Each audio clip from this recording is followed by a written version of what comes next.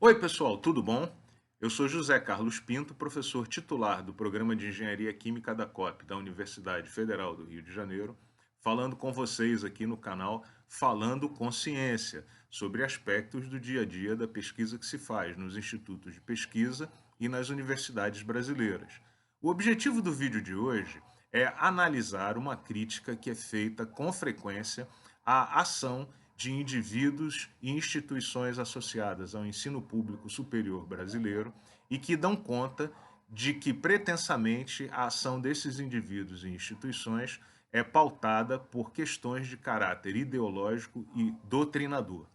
Para que a gente possa avaliar essa questão de uma forma minimamente equilibrada, sensata e sob um ponto de vista técnico, é conveniente definir o que vem a ser ideologia. A proposição de definições para a ideologia tem sido feita por muitos pensadores e envolve muitos aspectos técnicos cuja análise não poderia ser realizada de forma aprofundada nesse vídeo. É por isso que a gente propõe aqui uma definição simples para a ideologia como um conjunto de ideias, pensamentos e conceitos que dão sentido às ações e atividades de indivíduos e instituições. Se nós tomarmos essa definição como base para a nossa discussão, nós vamos concluir muito rapidamente que todas, absolutamente todas as pessoas e instituições usam uma base ideológica para definir as suas ações e as suas atividades. Caso contrário, as ações e atividades desses indivíduos e instituições teriam um caráter meramente anárquico, que não permitiria atingir qualquer objetivo significativo. É por isso que, por exemplo, a Academia Militar de Agulhas Negras usa uma base ideológica para formar os seus oficiais, baseada em ações conservadoras e nos conceitos de obediência e hierarquia. É por isso também que todas as instituições religiosas usam bases ideológicas para definir os preceitos morais que devem pautar os seus seguidores e que representam uma forma de ver a vida e a sociedade. É por isso que você não deve se enganar. A denúncia ideológica é, na verdade, uma denúncia absolutamente vazia, já que todas as instituições usam uma base ideológica para conduzir as suas ações. Falando especificamente sobre as universidades, é ainda muito relevante que a gente considere alguns argumentos para essa discussão.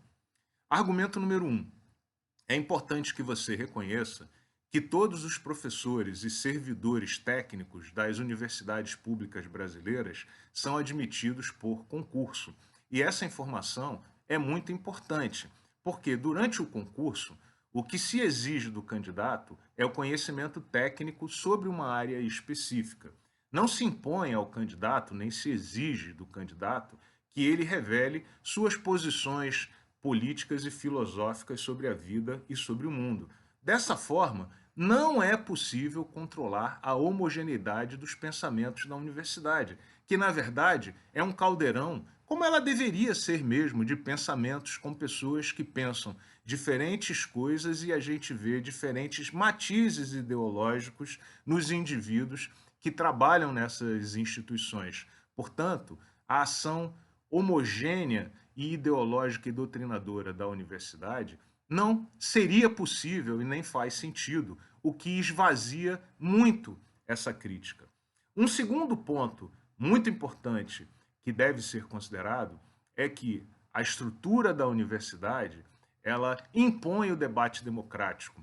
A universidade ela é formada por departamentos e, por sua vez, formam unidades que, por sua vez, vão formar a instituição como um todo. Todas as decisões têm que passar por essa estrutura e muitos dos órgãos que definem as regras da universidade, eles têm um caráter representativo e impõem a escolha desses representantes por meio de eleições internas. Sendo assim, o debate é muito intenso em todas as ações da universidade. É importante que se ressalte esse fato, porque, via de regra, a denúncia ideológica está associada a alguma corrente minoritária que, por algum motivo, perdeu algum tipo de debate e se ressente dessa atuação e da falta de oportunidade de colocar as suas ideias em marcha. O que essas correntes minoritárias têm que perceber é que elas têm que participar do debate democrático e que não basta atuar nos bastidores com críticas à atuação ideológica quando a universidade ou a instituição como um todo escolheu um outro caminho. Também é importante que se diga que alguns debates já ficaram no passado. Por exemplo, grupos que eventualmente defendam a validade da tortura ou grupos que eventualmente defendam questões de supremacia baseada em cor, religião, origem geográfica, perderão sempre os debates na universidade, porque do ponto de vista técnico e filosófico, essas questões já foram resolvidas há mais de 100 anos atrás. E graças a Deus, essas ideias não terão guarida no ensino público superior brasileiro. E essas minorias se ressentem dessa falta de representatividade e muitas vezes tentam impor na marra e de forma autoritária os seus pontos de vista, usando para isso o argumento da denúncia ideológica. Um outro ponto, terceiro, que também deve ser considerado, é que em muitas áreas a ação doutrinadora ela simplesmente não é possível. Por exemplo, o ensino da gravitação universal, ou o ensino sobre como projetar um reator químico, ou ainda o ensino sobre as funções das organelas nas células de seres vivos, não dá muita oportunidade para uma ação doutrinadora, de maneira que essa crítica ela fica também esvaziada. Normalmente essas críticas são mais aguçadas nas áreas de ciências humanas que pensam a atuação do indivíduo e das instituições na sociedade. Mas você deve ficar muito atento, porque as áreas de humanas têm sido perseguidas por ações governamentais exatamente para que se esvazie a discussão livre dentro da universidade pública brasileira. Esse é um ponto, inclusive, muito relevante para a universidade como um todo, que não deve morder essa isca de uma pretensa divisão entre as ciências duras e as ciências humanas na universidade. Nós temos que apoiar o pensamento livre e, portanto, apoiar a diversidade e todos os debates relevantes, inclusive aqueles de caráter ideológico que se travam nos programas e nos departamentos que ensinam as ciências humanas, porque é daí que evolui a nossa percepção e a nossa compreensão sobre o indivíduo e a sociedade. Um quarto ponto que deve ser considerado é que os alunos, quando chegam às instituições de ensino superior, eles são adultos ou quase adultos, de maneira que eles são muito pouco permeáveis ao trabalho de doutrinação. Isso é particularmente verdadeiro nos cursos de pós-graduação, onde os alunos chegam com cerca de 25 anos para as suas atividades e, portanto, imaginar que esses adultos são manipuláveis facilmente por docentes mal intencionados é infantilizar a atuação desses indivíduos adultos ou quase adultos que trazem uma formação e uma visão de mundo já moldada por sua história, por sua atuação familiar, pelos colégios em que passou e pelos amigos.